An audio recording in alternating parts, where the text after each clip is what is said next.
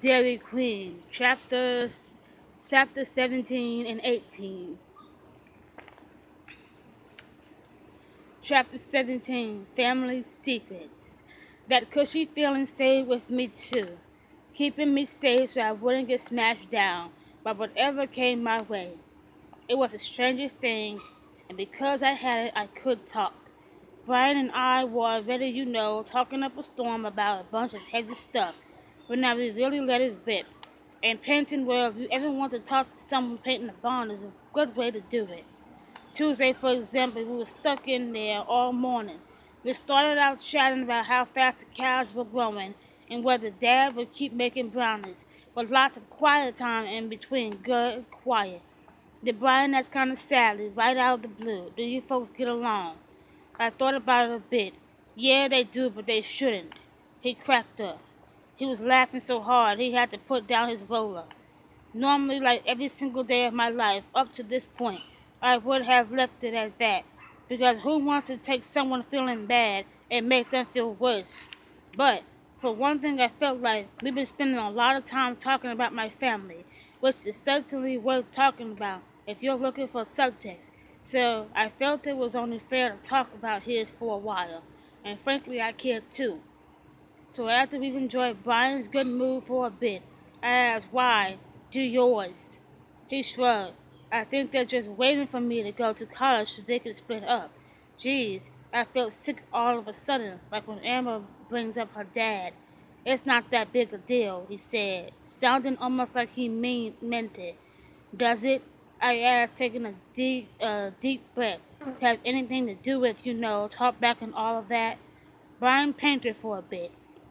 They don't have anything to say to each other. All mom ever wants to do is talk about feelings, what everyone's feeling, how we all have to get in touch with our feelings. You're pretty good at that, I said, at least with football. What does that mean? Darn, I wish I hadn't opened my big fat mouth.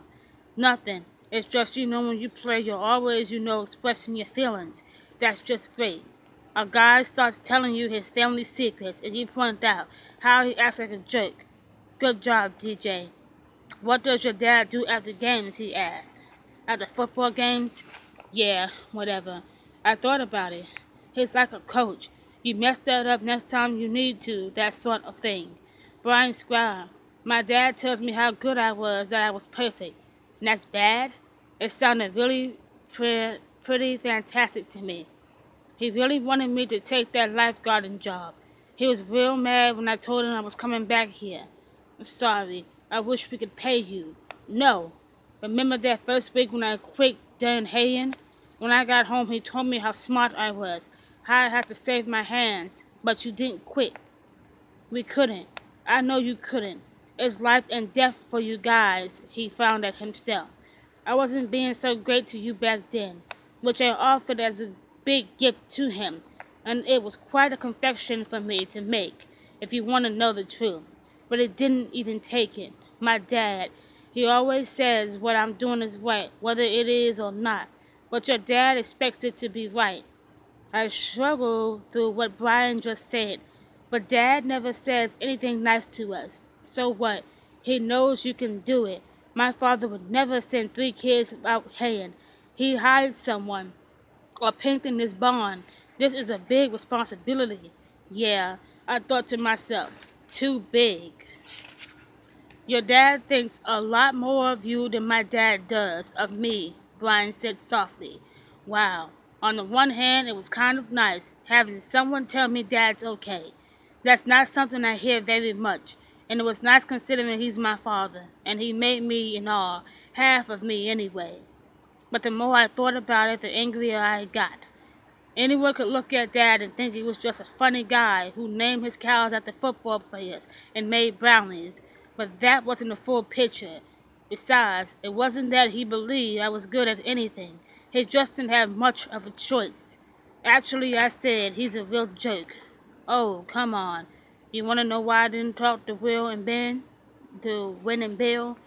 I asked, and saying it, on nature shows sometimes they have the wild animal, the lion in a cage, and they open the cage door real fast and the lion comes out. That's what it felt like, because they had a huge fight over Christmas, and Bill and Win left, and we haven't spoken to them since. Geez, said Brian, what was the fight about? That, strangely enough, is a tough question, because in our family, the fights are about wild things, wild little things. At the time, Bill forgot to clear his plate, and Mom got screaming hysterical to the point her face turned purple and she wouldn't come out of her room for the rest of the night, even when Dad tried talking to her. Although we've all been really good about clearing our plates since then. It was stupid. Wynn was saying he didn't think he'd get drafted, and Dad made a crack about how he wasn't working hard enough.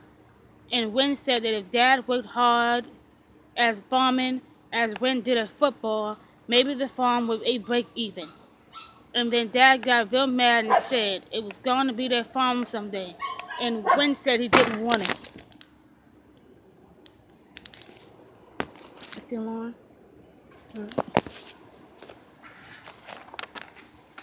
I worked with my roller for a bit, remembering what came next. Dad's exact words, if you're so darn unhappy, why don't you clear out now? And Gwen stood up and glared at Dad and went right upstairs. And then Bill went up too, leaving Curtis and me standing at our place. And finally, Mom went up to talk to them, I guess. I cleared the table, and Gwen and Bill came down with their bags. So they both left, I continued, and it's all Dad's fault.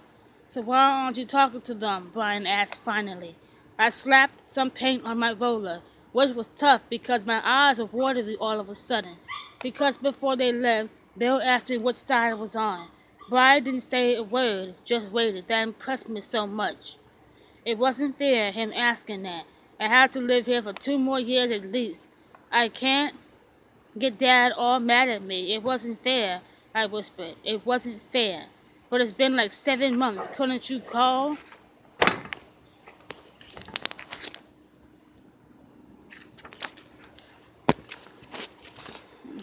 I painted for a while, because I'm not the one who has to apologize. That's the bruise Bill will have to punch first, I thought to myself.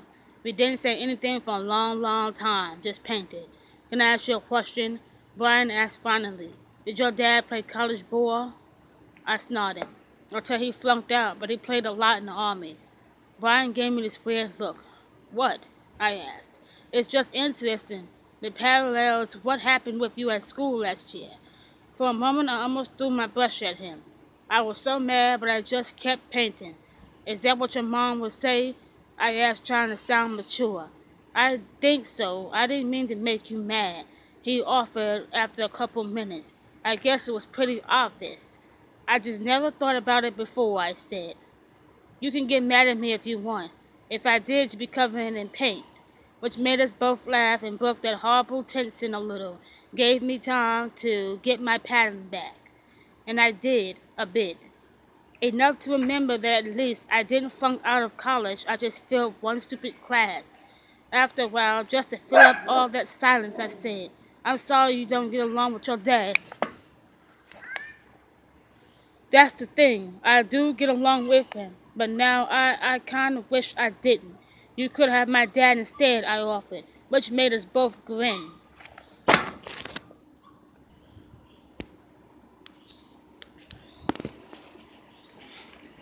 What's your dad say? I asked, which I thought was very smart and open-like. He always said it's their fault, the other players, whenever we talk about it. I nodded. That explained a lot. What? Brian kind of stilled himself. What would your dad say? I knew what my dad would say because I heard him say it. Heard him rant about what a useless whiner Brian was. Tell Jimmy ought to kick him off the team. He said him worse than that too.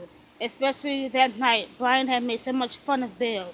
After that game, Bill went out back with a sledgehammer, just demolished an old broken teller we had. Reduced it to bits. Dad sure had some things to say about Brian then. He'd say, I choose my words extra carefully that a team starts with its quarterback, QB. Brian shook his head. You have no idea how much Jimmy Art talks about your brothers, especially when. It makes my dad so mad. He says it's unprofessional. And it made me want to just kill Red Ben. Even though Jimmy, he isn't doing it to be mean or get us riled up. He's just making a point. Oh, I said, about attitude. your brother's attitude. I think it made me so mad because I knew he was really making a point to me. We thought that over for a while. Then because I couldn't stand it any longer, I had to ask, do you think I was just copying my dad when screwed up in English? Brian sighed. That's what my mom would say. She sees that stuff everywhere like, oh, you're driving a red car? So what? It's probably just real hard for you at school and the farm and all. My teacher said our family should, talk to someone. I focused on my painting so I wouldn't have to look at him when I said it. Like a counselor? Brian asked, surprised. I guess so.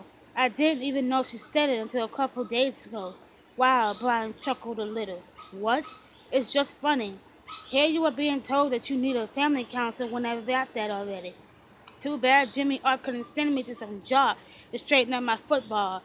Suddenly he stopped laughing. But I guess that's what he did, isn't it?